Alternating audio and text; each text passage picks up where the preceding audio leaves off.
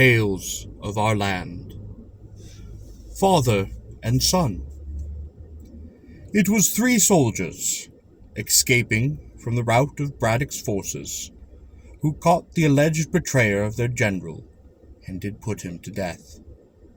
They threw his purse of ill-gotten louis d'or into the river, and sent him swinging from the edge of a ravine, with a vine about his neck, and a placard upon his breast. And so they did leave him. 20 years did pass. The war fires burned more fiercely in those vales of Pennsylvania.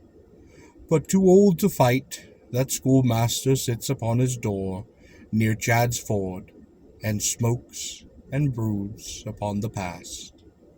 He thinks of the time when he marched with Washington, when the 2 wounded comrades he returned along that lonely trail. Then comes the vision of a blackening face. He wises and wipes his brow. It was right, he mutters. He sent 1,000 of his brothers to their deaths. Gilbert Gates then comes that evening to see the old man's daughter. A smooth, polite young fellow, but Mahlon cannot like him, and after some short talk he leaves, pleading years and rheumatism, and does go to bed, but not to sleep. For toward 10 o'clock his daughter goes to him, and urges him to fly, for men are gathering near the home. Tories, she is sure, and they mean no good. Laughing upon her fears, but willing to relieve her anxiety, the old man does sleep into his clothes. He softly goes into the cellar, and thence starts for the barn, while the girl remains for a few minutes to hide their precious silver. He does not go far before the gate is at his elbow, with the whispered words, "Into the stack quick, they are after you." Mahlon hesitates with distrust, but the appearance of men with torches leaves no time for talk. With Gilbert's help, he crawls deep into the straw, and is covered up. Presently, a rough voice asks which way he has gone, and Gilbert replies he has gone off to the wood, but there is no need for getting into a passion, and that on no account would it be advisable to fire the stack. "Won't we, though?" cries one of the party.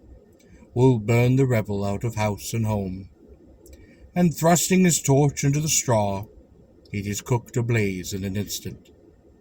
The crowd hurries away toward the wood, and does not hear the stifled groan that comes out of the middle of that fire. Gates takes paper from his pocket, and after reading it for the last time, flings it upon the flame. It bears the inscription, "Isaac Gates, traitor, spy, hung by 3 soldiers of His Majesty's army, Isaac Maryland." From his moody contemplation he rouses with a start, for Maryland's daughter is here.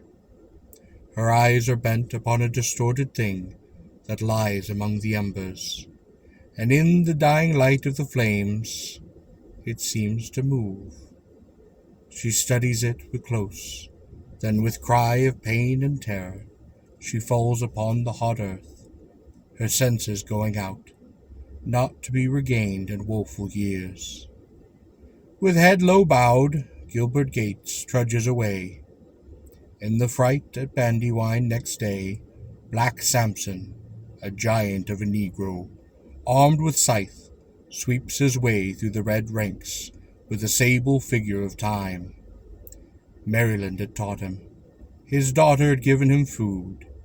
It is to avenge them that he is fighting, and in the height of the conflict he enters the American ranks, leading a prisoner, Gilbert Gates. The young man is pale. He is stern. He is silent. His deed is known. He is a spy, as well as a traitor, but he asks no mercy. It is rumored that next day he alone, of the prisoners, was led to a wood, and lashed by his arms and legs to a couple of hickory trees that had been bent by a prodigious effort and tied together by their tops. Their lashings then cut by a rifle ball, the trees regained their straight position with a snap like whips. And that was the way Gilbert Gates came to his end.